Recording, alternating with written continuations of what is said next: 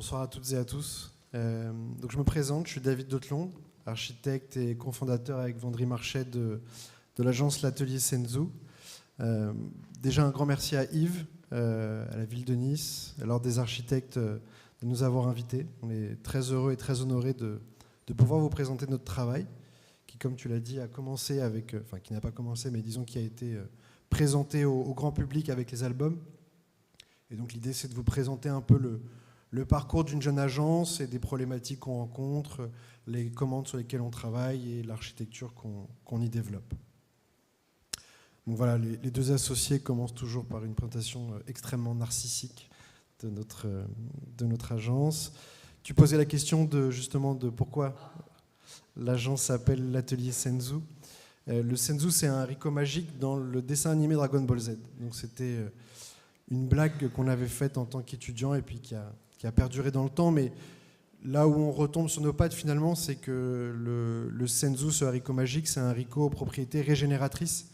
Et aujourd'hui, cette question de la régénération, qu'elle soit liée à la régénération d'édifices, à la régénération de matériaux, mais aussi à la régénération de standards, est finalement une question qui nous intéresse énormément et qui est généralement le point de départ de nos réflexions sur quasiment tous nos projets. Les projets qu'on développe à l'agence sont extrêmement variés. On développe également des projets, que ce soit de logement, d'équipement, de toutes sortes. On a reçu quelques médailles depuis la création de l'agence avec des prix nationaux et internationaux. On a été, par l'architecture d'aujourd'hui, qui est un des magazines importants de l'architecture française, considéré comme une des agences de la nouvelle génération européenne. Et puis, comme tu l'as dit récemment, avec pas mal d'articles sur notre travail et sur l'agence, notamment après la réalisation de la Chambre des notaires. Voilà, Puis cette idée Dragon Ball revient toujours finalement, nous suit toujours. Comme je disais, on travaille sur des projets extrêmement différents, que ce soit sur la question du logement, là ici sur des questions de logement social. C'est vrai qu'on essaie de se dire que aujourd'hui, la construction neuve, elle est nécessaire. Il y a on connaît tous le sujet du réchauffement climatique, mais que ce sujet de construction neuve, il est finalement essentiel simplement pour des questions de logement et principalement de logements sociaux. Donc voilà, c'est des sujets qui nous intéressent énormément, que ce soit dans des tissus, disons, existants, dans des tissus plus neufs, comme des projets de ZAC, donc ces grands quartiers neufs qu'on construit à côté de Paris. On a travaillé également pour des galeries d'art, la galerie Perrotin, avenue Matignon.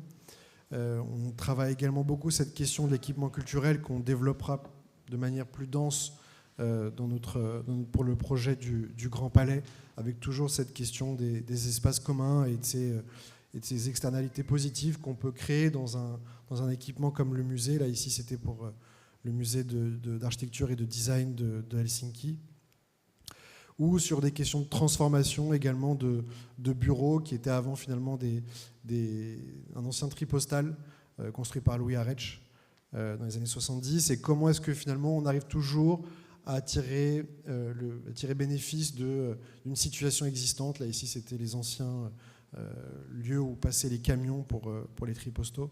Mais donc voilà, comment on arrive toujours à créer des espaces communs. Donc là, c'était le grand espace commun de l'immeuble de bureau, caractérisé par la structure existante de ce bâtiment, donc par ce déjà-là. Également après sur des sujets d'intérieur. Et aussi cette question du design qui nous intéresse énormément, où on travaille avec notamment le designer Samir Rio. Donc voilà, où on pousse en fait toutes les questions qu'on travaille dans nos projets d'architecture et qu'on essaie de découler dans des projets de design. Donc voilà, on va vous présenter quatre projets, dont le premier qui est le pavillon Le Vau.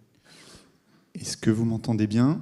Alors ce que David a oublié de préciser, c'est que la présentation fait 208 slides.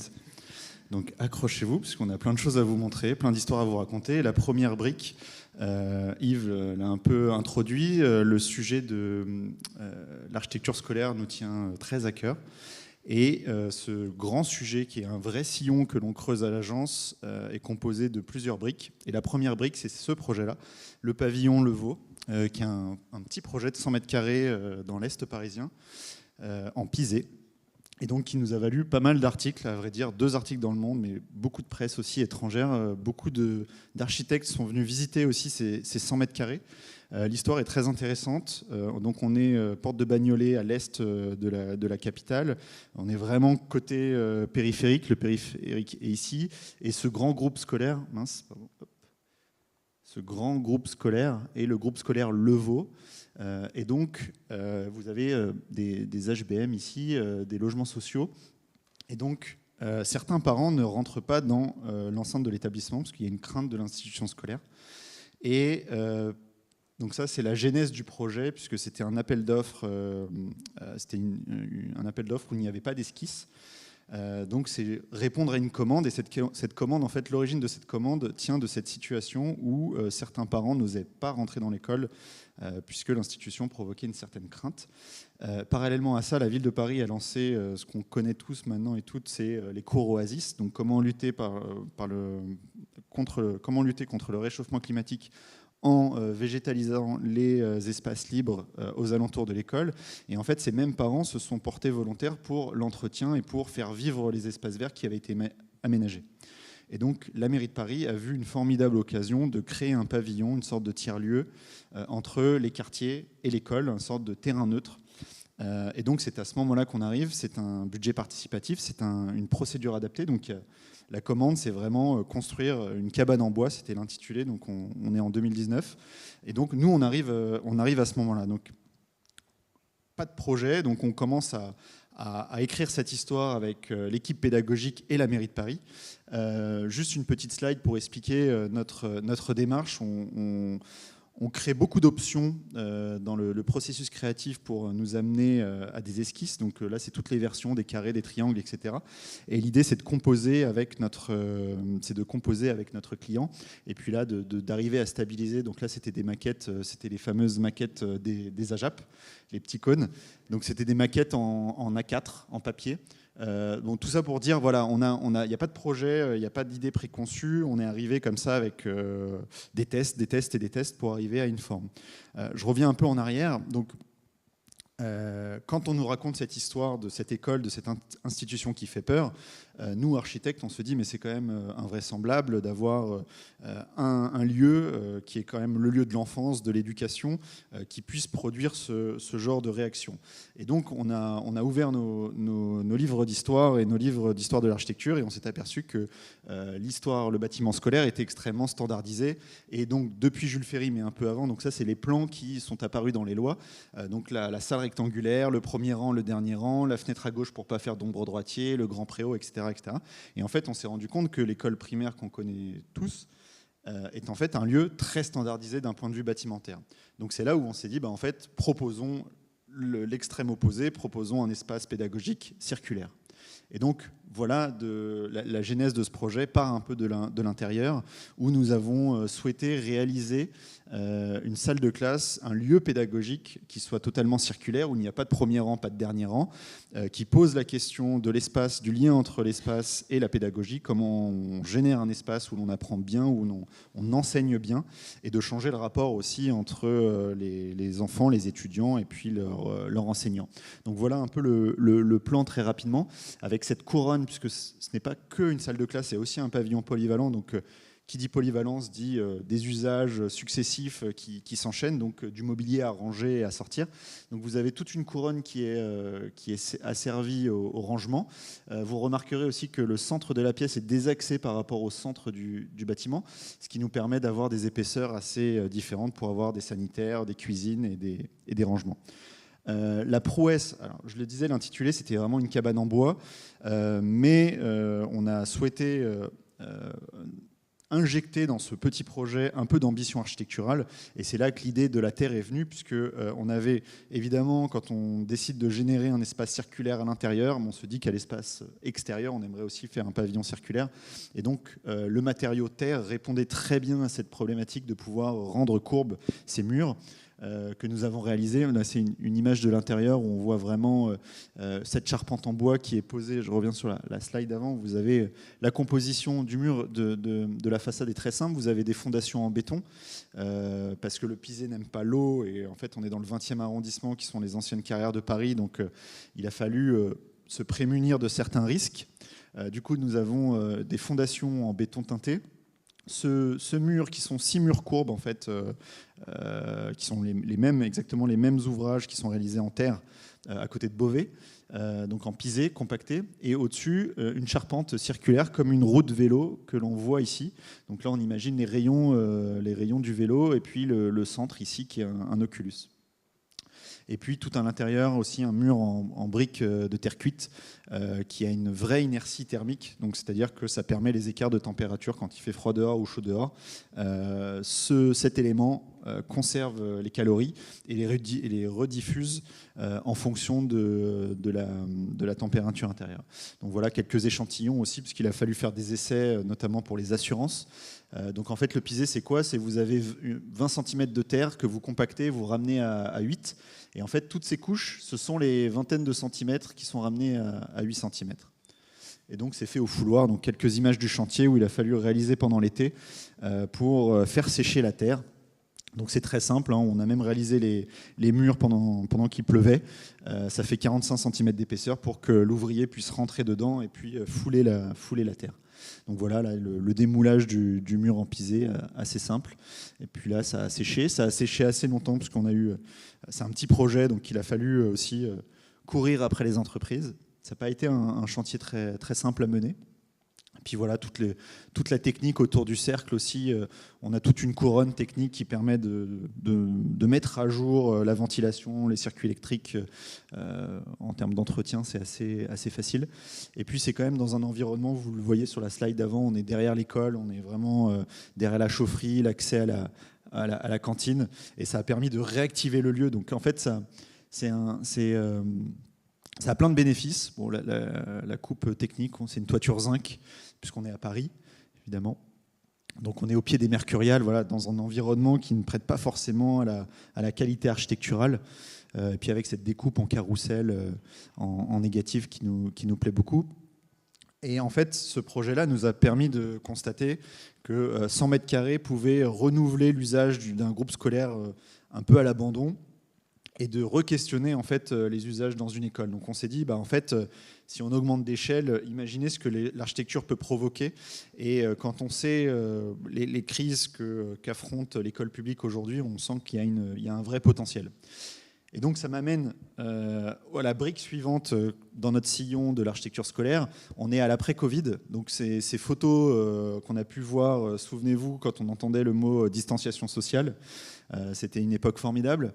Et donc cette distanciation sociale n'arrivait pas à être opérée au sein des classes parce que trop de personnes au mètre carré, des professeurs qui étaient masqués, et donc un vrai problème d'usage dans ces salles de classe. Et au même moment, on avait visité l'école de Suresnes, qui est une école en plein air où les pavillons peuvent s'ouvrir, etc., dans les années 30. Et on s'est dit, en fait, l'architecture a des choses à dire en ces moments de crise et peut proposer des alternatives en fait, à la salle de classe rectangulaire fermée sur ses 4 côtés.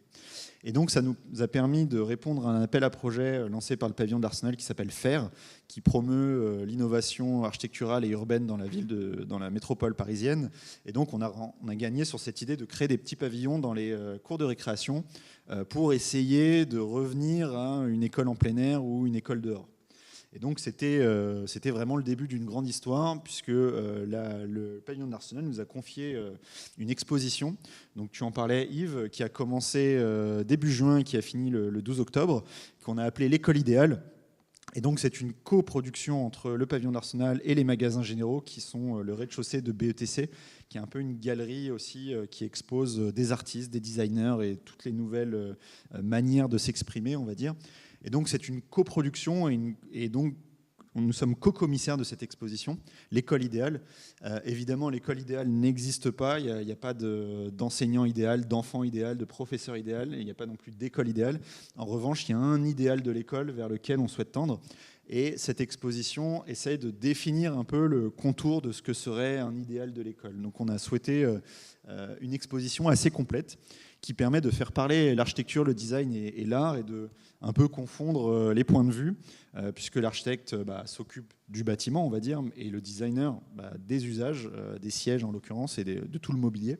Et donc l'idée, c'était de croiser un peu les regards entre designer et architecte pour avoir une version aussi sensible que pragmatique de ce que pourrait être l'idéal de l'école. Donc en fait, par notre scénographie, on s'est amusé à rendre les enfants comme des adultes et les adultes comme des enfants, et d'avoir un jeu comme ça où, avec une scénographie très simple, de mettre en œuvre des procédés, une salle de classe vraiment existante dans laquelle les enfants pouvaient s'asseoir et les adultes aussi, et puis diviser un peu l'exposition en chapitres, comme une visite d'école en fait. Donc le premier chapitre, c'était l'espace public. En fait, ensuite on rentrait, on parlait des façades, ensuite la salle de classe, le préau, le couloir, la cour de récréation. Et un autre sujet qui nous tient à cœur, c'est évidemment l'école dehors. Et donc voilà, là on voit Suresnes sur la grande photo. Donc c'était une exposition vraiment dédiée au grand public, puisque notre seconde observation, c'est de se dire que en fait, pour faire l'école idéale ou s'approcher d'un idéal de l'école, on a besoin de tout le monde. C'est pas que l'architecte, c'est pas que les enseignants, mais c'est vraiment les maires, les directeurs, les pédagogues, les parents, les élèves. Tout ça vraiment autour du projet qui permettent, par différentes expertises, de définir vraiment un très bon projet. Donc voilà des photos un peu d'ambiance de ce qu'était notre exposition, avec toujours des reproductions d'objets où on peut vraiment utiliser et s'apercevoir de ce que pourrait être une école idéale. Évidemment, un catalogue de l'expo qui reprend un peu les thèmes de la visite, mais aussi agrémenté de textes de contributeurs. On a Hermann Herzberger de 95 ans qui a participé à ce catalogue. Il y a aussi Anna Ehringer qui a construit des écoles en terre au Bangladesh. Enfin, voilà, tout un tas d'architectes, urbanistes, penseurs passionnants. Philippe Mérieux aussi, pédagogue assez connu, a participé. Et donc dans ce catalogue, on retrouve un peu le chapitrage, donc la forme. En architecture, vous le savez, la forme suit la fonction, c'est un thème très, très important. Et donc l'idée, c'était de dire, regardez, voilà, l'école Jules Ferry qu'on connaît tous, qui est notre héritage commun de la République française, mais qu'en est-il aujourd'hui, cet héritage, au regard de la crise climatique, et en 2025, comment on éprouve ce bâtiment et comment l'améliorer. Et donc l'école idéale aussi peut avoir différentes formes. L'école est une matière plastique que l'on peut re-questionner. On l'a re-questionnée pendant ces 200 ans. Donc pourquoi pas en 2025 continuer de la questionner. Et donc ces chapitres posent les questions. Donc l'école de Suresnes avec ses pavillons qui s'ouvrent, dessinés par Jean Prouvé. Là, un projet de Patrick Bouchin où les salles de classe sont en pentagone. Les circulations aussi avec des projets de Paul Rudolph aux États-Unis où l'école n'a plus de circulation, donc c'est vraiment un open space qu'on retrouve aussi chez Hans Scharoun à Berlin, où là les couloirs deviennent organiques et donc le couloir devient programmé et un espace de pédagogie. La cour de récréation aussi qui peut être un espace de potager où la salle de classe est un potager et on apprend dans la cuisine. Et enfin, l'école dehors, c'est un thème qui nous tient à cœur parce que c'est la plus grosse transformation pour nous que l'on a pu repérer depuis 2020. Et donc, il y a une vraie transformation, une vraie transposition aussi de la salle de classe. C'est l'école dehors, qu'est-ce que c'est ? On prend les élèves et on les emmène dehors pour faire classe. Donc c'est vraiment, au lieu de les avoir dans un espace créé par l'homme, c'est un espace naturel, mais on y fait les mêmes choses. Et donc on y voit là aussi quelque part un échec de l'architecture, puisqu'on est obligé de se déplacer, d'aller à l'extérieur pour retrouver des conditions naturelles d'ensoleillement et de plein air. Ça développe les facultés cognitives, etc. Donc on se dit, ce serait peut-être bien que les architectes accompagnent ce mouvement. Et donc on a un projet d'école en forêt ou d'école en plein air. Donc c'est un tipi que l'on est en train de mettre en place, peut-être à Bagnolet. Donc c'est un projet qui nous tient à cœur, qu'on a développé. On a développé notre propre commande.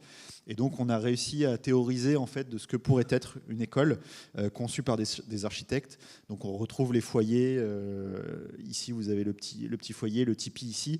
Et en fait ce tipi c'est juste un avant-poste qui permet à une salle de de classe de 20 élèves d'être en parfaite autonomie dans un lieu naturel. Donc un accès à l'eau, un accès à l'énergie, un accès au confort, à l'intimité, aux toilettes, etc. Vraiment pour pouvoir être en extérieur en toute sérénité. Donc on l'a construit pour notre exposition, donc c'est un prototype.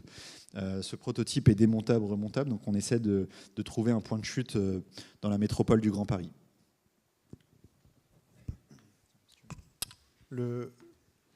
On quitte l'est de Paris pour arriver au centre de Paris, place du Châtelet, pour la première grande réalisation de l'agence, qui est la Chambre des notaires, qu'on a réalisée avec l'agence Lagneau, l'architecte du patrimoine.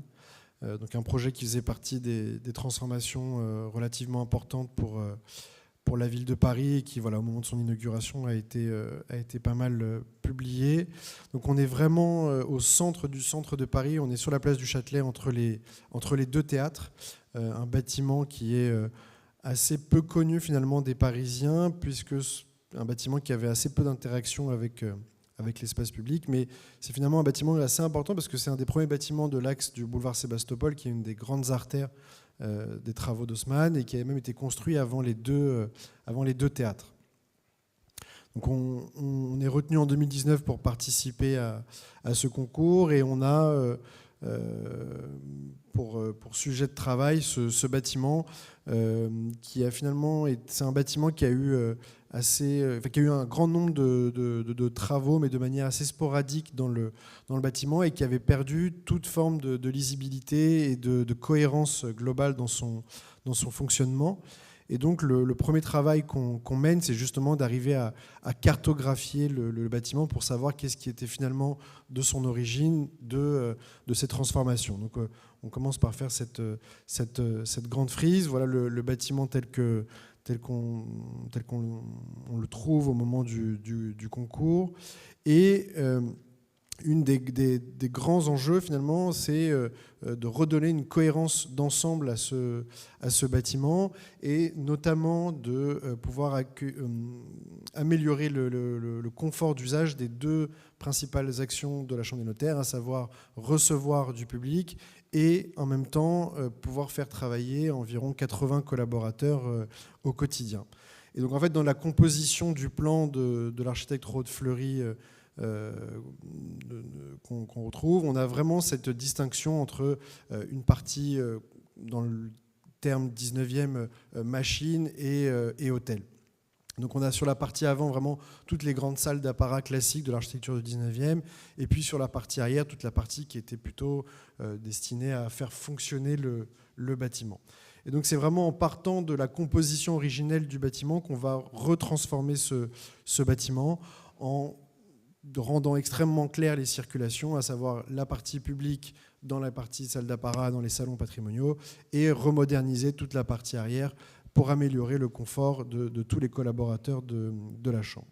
Donc voilà un peu l'expression de ce diagramme avec ce nouveau mur rideau qu'on est venu insérer dans la partie arrière du bâtiment. Donc voilà un peu comme une grande maison de poupée, tous les différents usages, mais donc on voit bien sur la partie arrière toute la partie bureau et la partie réception sur la partie avant du bâtiment. Comme je disais, c'est un bâtiment qui est assez peu connu des Parisiens, parce que dans les années 60, ils ont commencé à tertiariser le rez-de-chaussée, alors qu'à l'origine, c'était un bâtiment qui était vraiment conçu avec des commerces à rez-de-chaussée. Et donc, sur la photo qu'on a retrouvée de 1906, on avait un bâtiment qui, lui, dialoguait complètement avec l'espace public, avec des grandes terrasses, des cafés, des commerces, etc. Et donc, c'est un peu cette intention qu'on a essayé de retrouver dans le bâtiment, de refaire à nouveau interagir ce bâtiment avec l'espace public. Et donc, la première action qu'on a menée, ça a été de justement venir retirer des blocs de pierre qui avaient été posés dans les années 60, un peu dans un style pastiche, un peu douteux. Mais donc on est venu déposer pour retrouver un clair de vitrage qui soit beaucoup plus important et qu'on puisse voir enfin ce qui se passait à l'intérieur de cette grande chambre. Et donc voilà maintenant ce bâtiment complètement réouvert sur la ville, avec qui n'était pas encore actif à l'époque, mais un nouvel grand espace d'exposition où les notaires vont pouvoir désormais communiquer sur leur métier, et ça depuis le boulevard Sébastopol, donc voilà, de manière très très poussée. Voilà, on se rend compte un peu de la densité de population qu'on peut avoir sur cette artère. Donc voilà, vraiment rouvrir le bâtiment sur l'espace public et retrouver un rez-de-chaussée qui était avant un peu compliqué, de redonner une grande clarté dans son usage, et notamment dans le hall, qui était en fait avant un vestibule, qui avait petit à petit, où ils ont commencé à créer quelques portes. Donc on s'est dit, en fait, il y a un vrai besoin de reconnecter ce hall avec le reste du bâtiment. Donc autant y aller vraiment et autant rouvrir complètement ce hall. Donc voilà, on retrouve un peu maintenant le hall avec les pièces latérales. Donc on a vraiment maintenant un hall à 3 faces qui dialogue complètement avec l'espace public. Et avec toutes ces nouvelles ressources dont on disposait, qu'on allait retirer du bâtiment, on s'est dit mais qu'est-ce qu'on va bien pouvoir faire de toute cette pierre plutôt que de le mettre à la benne. On s'est dit est-ce que c'est pas intéressant de travailler avec une designer, en l'occurrence ici Anna Saint-Pierre, pour en faire tous les sols du rez-de-chaussée. Et donc en fait on est venu comme saucissonner ces éléments de pierre, et on les a posés pour refaire tout le dallage du rez-de-chaussée, donc réemployer toute cette pierre qui fait partie de l'histoire du bâtiment et qui permet de retrouver un langage architectural au sein de la chambre. Et donc tous ces éléments de pierre, on vient les disposer un peu en livre ouvert comme on fait pour le marbre, et tout ça nous permet de mettre en valeur tous les anciens décors qu'on avait sur ces façades. Donc on voit bien la moulure tranchée de ces pierres-là, et qu'on est venu disposer au sol, et qui du coup recrée tout un nouveau langage pour ce sol. Et c'est finalement un peu cette condition de projet, ce travail avec le déjà là, qui crée ce sol-là, et qui en fait ne peut être fait, n'aurait pu être fait que dans cette condition-là. Il y avait également cette question du confort d'été, qui est une question qui nous intéresse beaucoup. Vous l'avez vu avec le pavillon Le Vau, l'usage de la terre, de la masse, etc.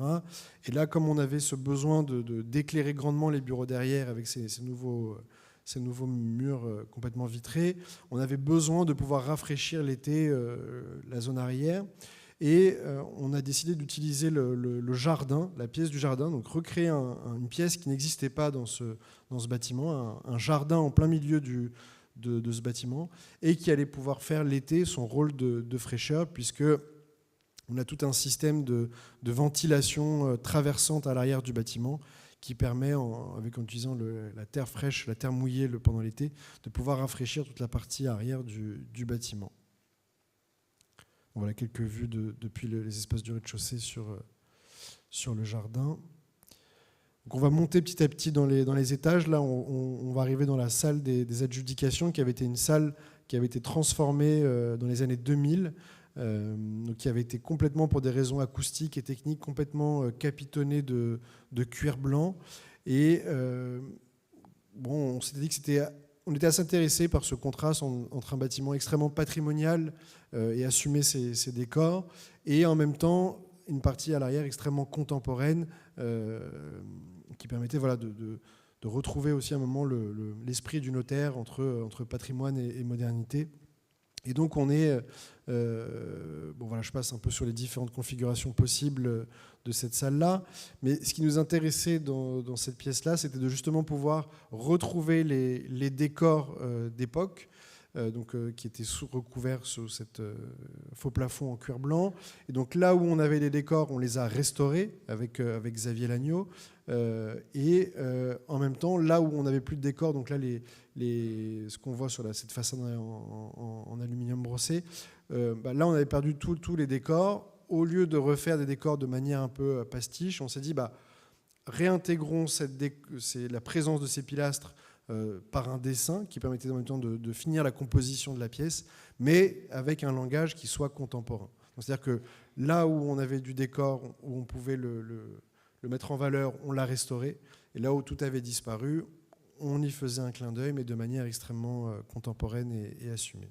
Et donc là, on voit un peu cette grande paroi mobile qui permet différentes configurations de la salle. Et en même temps, il y avait cette question de l'amélioration des conditions thermiques de cette pièce-là. Et on se disait, mais comment est-ce qu'on va isoler cette pièce? On est en bois à l'intérieur, on est en pierre à l'extérieur. Et en fait, en regardant l'histoire de l'architecture, on se rend compte que les anciens, ils n'étaient pas si bêtes que ça. Et ils utilisaient en fait les tentures et les voilages pour pouvoir isoler les pièces. Et donc, en fait, on s'est dit, utilisons un système de rideaux avec un système pour l'été et un système pour l'hiver, mais de manière qui soit traité de manière beaucoup plus contemporaine. Donc voilà, d'après d'autres pièces de cet espace-là. La salle qui, elle, était la salle du conseil de la Chambre des notaires, voilà, un travail de restauration plus classique, mais où on s'est plutôt amusé à dessiner tout un système de mobilier, tout en faisant des clins d'œil à l'architecture existante. Voilà un peu les différents salons restaurés. Avec, on apprend plein de choses en travaillant. N'étant pas architecte du patrimoine, on apprend plein de choses, et notamment que il fallait absolument accorder les plinthes aux teintes de la cheminée. Donc voilà, toute une richesse qu'il y avait dans l'architecture du 19e. Et sur la partie arrière, ce besoin de retrouver un confort moderne pour les collaborateurs. Donc voilà, il y a aussi ce grand escalier où depuis celui-ci, on a vu sur la partie arrière du bâtiment. Mais voilà un peu les conditions de travail qu'avaient les collaborateurs de la Chambre au moment où on arrive sur le projet. Donc des espaces extrêmement petits, certaines fenêtres pour les pieds, enfin voilà, rien de très confortable pour ces 80 collaborateurs. Voilà un peu à quoi ressemblait la cour à cette époque. Et donc on s'est dit, ouvrons complètement ces espaces à l'arrière, retrouvons des open space, retrouvons de la lumière avec un grand mur rideau, un jardin, un espace où on peut socialiser en bas pour le jardin, et puis tout un système de mezzanine que je développerai un tout petit peu après. Donc voilà le résultat. Donc on retrouve tout un grand système de plateaux, fini les petits bureaux. Là on a des espaces qui sont parfois en double hauteur, on a des mezzanines, on a un grand jardin où on peut aller en bas. Et donc voilà un peu la manière dont on a construit. On a réussi à conserver énormément de planchers existants, et donc on est juste venu positionner cette nouvelle poutre en rive pour pouvoir accueillir les nouveaux murs rideaux. Alors pourquoi est-ce que le mur rideau est courbe? Déjà pour des raisons symboliques, c'est qu'il nous permettait de faire écho à certaines colonnes grecques qu'il y avait sur le fronton de la façade. Aussi et surtout parce qu'il nous permettait d'utiliser un minimum de matière, puisque en fait, en bombant, comme si vous bombez une feuille de papier, en fait, elle devient autoportante. Et donc du coup, on utilise beaucoup moins d'acier pour tenir ce mur rideau, puisque vous voyez, dans la jonction entre les deux panneaux vitrés, on a simplement du silicone, et on traite juste de l'étanchéité. Donc voilà, les panneaux arrivent par grue au-dessus du mur rideau, et ils sont posés les uns à côté des autres, et donc ils sont tenus simplement en haut et en bas, et on vient traiter juste entre les panneaux de l'étanchéité. Donc on diminue par 2 voire 3 la présence d'acier, qui est en fait quasiment l'élément le plus carboné dans l'intervention d'un mur rideau. Donc voilà, c'était comment est-ce qu'on peut à la fois trouver des symboles qui sont liés à l'architecture dans laquelle on intervient, et en même temps avoir une approche qui soit extrêmement contemporaine sur la question des ressources, la question du confort, etc., etc. Donc également le travail sur la coupe, où on hérite d'une situation extrêmement chaotique, et où on vient par le dessin, par le travail de l'architecte, retrouver énormément de cohérence. On crée des mezzanines, on multiplie le système, et donc on retrouve certains bureaux en double hauteur, etc., etc. Voilà maintenant les nouveaux espaces de bureaux. On a retrouvé les fenêtres toute hauteur, là où avant elles avaient été coupées par des mezzanines qui venaient couper les fenêtres. Là, les mezzanines avec des systèmes de parois vitrées qui donnent sur le bas. Donc on retrouve aussi des liens visuels entre les différents niveaux. On améliore grandement la qualité du travail pour les collaborateurs. Voilà un peu ce que ça donne depuis les circulations. Et puis enfin, sur le dernier niveau, qui était là où se trouvent les bureaux de la direction, comment est-ce qu'on peut retrouver un peu de qualité quand on est sous les toits, là où avant c'était un espace qui avait été destiné à accueillir les gens qui travaillaient pour la chambre, retrouver un peu de qualité, donc sachant qu'on avait des toutes petites hauteurs, là où on pouvait, on a essayé de dévoiler un maximum de charpente, un maximum de hauteur. Donc là, voilà, sur des nouvelles salles de réunion, on laissait la charpente telle qu'on l'avait découverte. Et puis voilà, sur les bureaux du président, également sur ce travail de charpente pour la dévoiler. Alors un autre projet de transformation, très différent de transformer le bâtiment haussmannien, le patrimoine récent nous intéresse aussi, et notamment lors de cette opération que l'on a menée avec l'Office HLM de Montreuil, qui est devenu Est Ensemble entre-temps. Donc on est à Montreuil, vraiment à l'est de Montreuil, et c'est un bâtiment donc, qui a été construit dans les années 70, un bâtiment de bureaux, et qui l'entreprise a fait faillite, et le bâtiment a été racheté par l'Office HLM pour y construire des logements à l'intérieur. Donc ça, c'était dans les années 2000, et en 2020, ils décident, puisqu'ils n'avaient pas changé la façade auparavant, la façade était celle-ci, donc quand on est arrivé, donc ça, on est en 2019, 2018-2019, l'immeuble de bureau n'a pas été modifié, mais à l'intérieur ont été aménagés, les plateaux de bureaux ont été aménagés en logement. Et nous, on arrive à ce moment-là, et ce mur rideau amianté ne permet pas de protéger thermiquement les habitants à l'intérieur du bâtiment. Et donc, l'objectif de cette mission, c'est de réparer la façade, à moindre coût évidemment, mais en chantier occupé. Donc les habitants vivent dans l'immeuble, restent dans l'immeuble pendant le temps des travaux, et nous, architectes, nous devons trouver la solution pour remplacer la façade entière du logement sans gêner les habitants. Donc on arrive un peu au temps 3 de la vie de ce bâtiment, puisque le temps 1, c'était sa construction, le temps 2, c'était l'aménagement en logement, et le temps 3, le changement de façade à moindre coût. Et donc là, il a fallu être ingénieux sur l'intervention, d'une part pour la gêne du site occupé, mais aussi sur comment être très précis dans notre intervention pour avoir un maximum d'effets avec un minimum de budget. Et donc la façade arrière, la voici, on est nord-sud. C'est un bâtiment structure mixte, donc pignon en béton et puis poteau métallique et plancher béton. Et donc on a décidé d'intervenir là où le bas blesse, comme on dit, avec ces murs rideaux qui étaient amiantés, qui dataient des années 70. Donc on a vraiment changé cette façade. Donc il a fallu déposer la façade entière, puis recomposer une nouvelle façade. Et donc ça a été aussi le moment pour requalifier la façade du logement, puisqu'on s'est aperçu à travers nos expériences de transformation et nos projets dans un contexte de réhabilitation, c'est que la réhabilitation, paradoxalement, permet plus de liberté que la création neuve, on va dire, puisqu'on est toujours dans un cadre dérogatoire, il faut toujours négocier. Et en fait, le standard n'a pas sa place dans la réhabilitation. Et donc, ça a pour effet d'avoir des surprises et d'avoir des espaces qui sont hors standard. Et là, en l'occurrence, c'était donc un immeuble de bureau, donc des logements avec 3,50 de hauteur libre sous plafond, donc plutôt pas mal. Et surtout ces grandes baies vitrées, façade sud, façade nord. Et donc là, vous avez sur cette diapo avant-après, où on est allé chercher un peu les caractéristiques, un peu le déjà là, on va dire, comme on l'entend souvent, pour essayer de caractériser au maximum les logements qui sont dedans, et d'essayer de trouver la qualité architecturale dans un contexte de transformation thermique.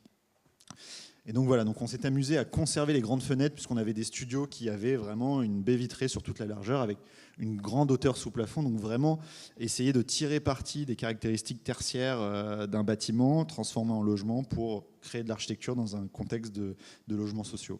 Et donc voilà, avec cette tablette et ces grands ouvrants, ces grands volets, et puis des casquettes aussi, puisqu'on est façade sud, donc il faut se protéger aussi des rayons pénétrants, et donc avec voilà, une petite protection solaire.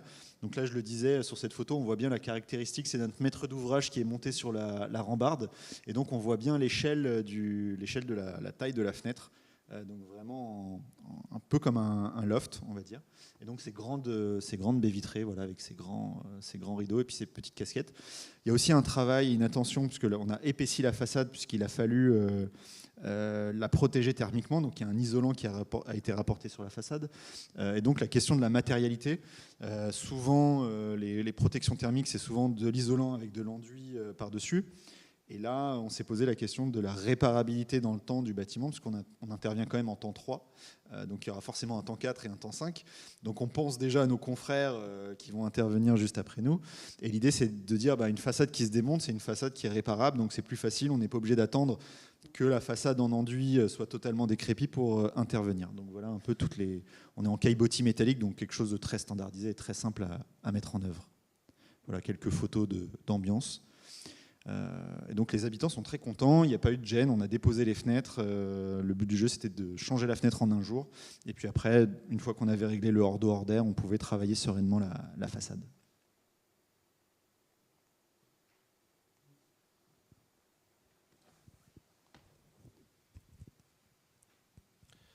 Pour terminer un peu cette conférence sur le dernier projet livré de l'agence, enfin c'est pas encore totalement livré, mais on y est presque. C'est en 2021, on participe au concours pour les aménagements intérieurs et la nouvelle identité du Grand Palais. Donc on est face à des confrères extrêmement brillants et on gagne en fait le projet sur la question de l'obsolescence, parce qu'en fait le Grand Palais c'est un bâtiment qui tous les 15 ou 20 ans est complètement réinventé et complètement re-questionné dans ses usages. Et donc on s'est dit, en fait, les interventions qu'on va faire, on sait que dans 20 ans, elles vont être bénées, ou dans 30 ans, elles vont être bénées. Et donc comment est-ce qu'on anticipe déjà l'obsolescence de nos interventions? Et donc c'est vraiment cette question-là qui nous a guidés tout au long de la conception de ce projet. Donc la question que nous pose le maître d'ouvrage, c'est pas de réinventer le Grand Palais, mais d'intervenir de manière presque constellatoire sur l'ensemble du bâtiment. Donc que ce soit dans les abords, que ce soit dans le bâtiment intermédiaire, que ce soit très ponctuellement dans la nef ou dans la rotonde du Palais d'Antin, mais à travers des outils d'architectes, des outils de designers et des outils de signalétique, de pouvoir lui créer une nouvelle identité et d'inscrire de cette manière le bâtiment dans le 21e siècle. Donc quand on s'intéresse un peu à l'architecture du Grand Palais, c'est évidemment un bâtiment en pierre, mais voilà, on n'allait pas réinventer l'identité du Grand Palais à travers des mobiliers en pierre ou impossible à déplacer, mais on s'est intéressé à sa structure, évidemment, parce qu'elle est tellement identifiable, mais on s'est intéressé aussi à ses sols, avec tous ces sols en mosaïque qui sont faits à base de grès, et puis surtout, une intuition qu'on avait eue au moment du concours, la présence de la terre dans le sol de la grande nef. Donc, de l'expérience qu'on avait eue avec le pavillon Le Vau et avec le Montreuil sur l'Alu, on s'est dit, pourquoi pas mélanger ces deux matériaux dont on connaît la fin de vie, on sait maîtriser leur fin de vie. La terre, on sait la concasser et la remettre dans la nature et ça redevient du paysage. Et l'aluminium, on sait le faire fondre et le réemployer. Donc, ce qui nous intéressait, c'était comment est-ce que de manière extrêmement contemporaine, on allait pouvoir réinterpréter le Grand Palais en s'inspirant de ce qu'on y trouvait sur site, tout en le mettant dans un contexte de limitation de ressources et d'anticipation de son obsolescence. Et donc, on utilise un matériau qui est issu de la biosphère, qui est biodégradable, et un matériau issu de la technosphère dont on sait qu'il est réemployable. Et ces deux technologies ont la particularité de partager la technologie de l'extrusion. Donc l'extrusion, c'est un peu comme quand on fait un churros, c'est-à-dire qu'on met de la matière dans une filière, on la contraint et puis sort derrière un moule. Et donc c'est un peu l'ensemble des éléments que vous voyez ici. Et donc en fait, tous ces éléments-là on va pouvoir, grâce à un dessin, et donc on allait pouvoir définir différents usages à travers la méthode de l'extrusion. Donc ça peut être des pieds de banc, ça peut être donc soutenir, ça pouvait être des luminaires, donc éclairer, ça pouvait être protégé, ça pouvait être plein d'usages différents à travers l'usage de cette extrusion. Et donc voilà, ce qu'on voit avec la terre et l'aluminium. Donc on a définir une série de profils et d'usages pour pouvoir animer et faire vivre ce Grand Palais. Donc on s'associe avec un designer et des signaléticiens, donc Samy Rio et 2x4. Et donc on allait, à travers l'usage de ce nouveau langage, définir toute une grammaire d'objets, d'éléments d'aménagement, d'éléments de signalétique pour pouvoir réinventer cette nouvelle identité. Donc là, on voit aussi bien des parois que des bancs, que des panneaux de signalétique. Et donc tout ça fait à base d'extrusion et de terre et d'aluminium. Donc le premier espace, c'est la billetterie. Et donc là, c'était vraiment la question de comment est-ce qu'on allait pouvoir protéger, comment est-ce qu'on allait pouvoir améliorer l'acoustique de ces pièces-là, et comment est-ce qu'on allait pouvoir finalement refaire des nouveaux murs avec les contraintes qu'on s'était données. Donc voilà, c'est un projet qu'on a travaillé exclusivement en maquette, donc vous allez voir énormément de séries de maquettes.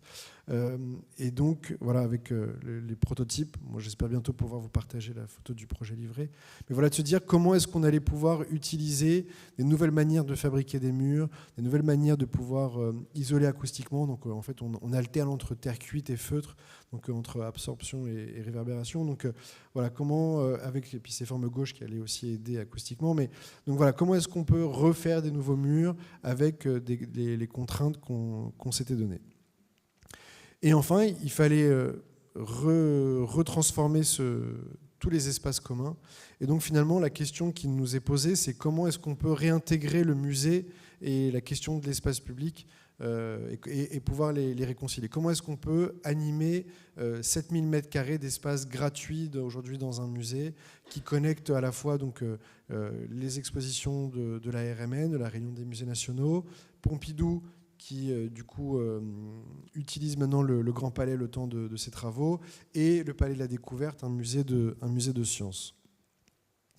Donc ça commence déjà par l'accueil. Donc là, cette fois-ci, une nouvelle manière de faire des parois, un peu comme des grandes écailles de terre cuite. Donc on est sur des modèles qui font à peu près 50 cm par 50 cm et qui viennent finalement s'enchasser les uns sur les autres pour retrouver des effets de lumière. C'est vrai que le Grand Palais, c'est un bâtiment avec une lumière extraordinaire. Et donc, comment est-ce qu'on allait pouvoir avoir ces jeux de réflexion et en même temps de pouvoir assumer toute une réparabilité, puisque en fait, les écailles, elles sont juste vraiment clipsées les unes sur les autres. Donc, on sait tout démonter, on sait tout séparer, on sait remettre dans des filières, etc. Il y avait également des boutiques à aménager, où donc là on s'est inspiré des technologies, des façades en terre cuite assez typiques des années 90 pour pouvoir permettre aux utilisateurs de pouvoir y faire glisser de quoi accrocher des foulards, de quoi parfois poser des livres ou de pouvoir poser des étagères. Donc voilà, tout un système extrêmement réversible, parce qu'un musée c'est un bâtiment qui vit constamment, qui change tout le temps d'usage et qui vit au fil des expositions. Donc comment est-ce qu'on permet aux utilisateurs d'avoir plein de configurations possibles d'aménagement de leur boutique. Donc là, on voit un peu le système de fixation, où on a ces systèmes de pattes qui viennent se glisser entre les terres cuites, et puis la terre cuite, par son propre poids, elle permet à un moment de sceller la pâte et de tenir soit une étagère, soit un portant, soit des blocs, tiroirs, etc. Il y avait également une autre boutique à aménager dans le centre de la pièce, où là, c'est une boutique qui peut se déplacer. Et en fait, elle est simplement lestée par les briques que vous voyez en bas. Et donc, toutes ces grandes étagères peuvent se déplacer dans le bâtiment. Là, aujourd'hui, elles sont sur la place centrale, mais elles peuvent complètement se déplacer dans le bâtiment. Et donc là, on reprend un peu ce système d'écailles en terre cuite qui font écho. Donc voilà, on retrouve maintenant toutes ces teintes. C'est vrai que quand on pense à l'aménagement du Grand Palais, on se dit on va tout faire en verre Reseda, qui est le verre que vous voyez de la structure extrêmement symbolique du Grand Palais. Et en fait, nous, ce qu'on a souhaité, c'était de travailler justement quelque chose qui vienne en complément de cette structure-là. Et donc, d'où cet usage de ces teintes naturelles de terre. Voilà quelques photos de ces éléments. Et toute cette forme-là, elle permettait également d'assurer le confort des vendeurs et des vendeuses dans ces boutiques-là, puisqu'il y avait vraiment ce sentiment un peu d'alcôve et de protection, et de ne pas non plus être cerné par tous les différents flux qui se promènent dans le bâtiment. Voilà. Et comment est-ce qu'on crée des objets qui sont à la fois de la signalétique, du mobilier, de l'aménagement, donc voilà, tout regroupé pour essayer aussi de minimiser à un moment la création d'objets. Voilà un peu des visuels plus proches où on voit justement les briques qui laissent les interventions.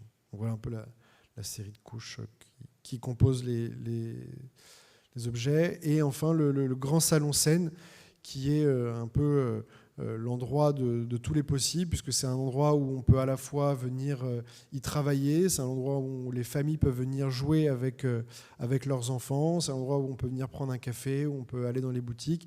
Donc voilà, c'est vraiment un lieu qui est ouvert toute la journée, qui est un espace gratuit et qui, en fonction du mardi matin ou du samedi après-midi, accueille des publics extrêmement différents. Et c'est vraiment un des enjeux aujourd'hui du musée, c'est vraiment l'accueil de tous les publics, de l'enfant au senior, et donc de pouvoir à chaque fois se rendre disponible aux différents usages. Donc là, ça veut dire inventer tout un dispositif extrêmement mobile, extrêmement malin, qui est facilement déplaçable par les usagers. Et donc là où, pareil, la terre va nous permettre de lester certains éléments pour pouvoir les rendre plus pérennes, et en même temps, on les enlève, on peut les déplacer. Donc là, ça nous permet de faire un grand espace de jeu pour enfants. On a des éléments qui sont sur roulette avec des grands tapis. Donc là, voilà, on peut avoir des familles qui viennent avec leurs enfants pour y jouer. Dans des moments où c'est beaucoup plus calme. Et puis voilà, on a des poussettes, on a des gens allongés, on a des choses qui sont assez généreuses. Voilà, donc des usages extrêmement variés dans le salon scène. Voilà, on retrouve la boutique qui reprend ce système où on peut, comme je vous le disais, clipper les éléments un peu où on veut. Voilà, des vues plus proches et en même temps qui font écho aux mosaïques qu'on avait sur place. Voilà, une grande cohérence entre un existant, une problématique écologique et un patrimoine à revaloriser. Il y avait également toute la création de vestiaires à faire, parce je crois qu'il y a plus de 700 vestiaires. C'est un bâtiment qui reçoit à peu près 2 millions de visiteurs par an. Et là, pareil, comment est-ce qu'on va réinterpréter les plafonds à voûtins en briques, comment est-ce qu'on va réinterpréter cette question des mosaïques. Et donc, au lieu d'avoir le vestiaire complètement vitré pour des questions Vigipirate, on a réussi en négociant à avoir quelque chose de beaucoup plus intégré à l'architecture du lieu. Voilà le banc aussi qu'on a dessiné avec Samy, qui est un banc qui est pareil, complètement se démonte, les choses sont empilées les unes dans les autres. Et on a pu travailler des poignées qui sont moulées en terre cuite. On retrouve l'extrusion de terre sur les éléments filants verticaux. Donc voilà un peu la manière dont ces éléments s'insèrent. On ne voit pas très bien sur la photo, mais tous les plafonds à voûtins sont en briques qui reprennent exactement la même dimension des éléments de terre cuite qu'on utilise pour ces façades. Les espaces qui vont arriver pour les groupes scolaires, où là c'est pareil, cet usage de l'aluminium et de la terre cuite. Et puis toute une partie également d'auditorium et d'ateliers de médiation, où là pareil on continue presque de manière un peu autiste l'usage de la terre cuite et de l'aluminium, où on a des grands auditoriums où on va pouvoir avoir des gradins rétractables, on va pouvoir avoir une multitude d'usages dans ces espaces-là. Là, ici, on a fait également des pieds de banc en terre cuite, des luminaires en terre cuite, de la signalétique en terre cuite, des enduits de terre. Donc voilà, vraiment un langage qui influe tout le Grand Palais pour lui donner une nouvelle identité. Voilà, d'autres auditoriums, pareil, là où la terre cuite est utilisée plutôt en soubassement pour protéger les éléments de feutre qui sont des éléments plus fragiles, qui améliorent l'acoustique de ces espaces-là. Des ateliers de médiation, pareil, où là on est venu retravailler un peu les volumes sous les verrières. Donc voilà un peu tout notre travail. Merci beaucoup.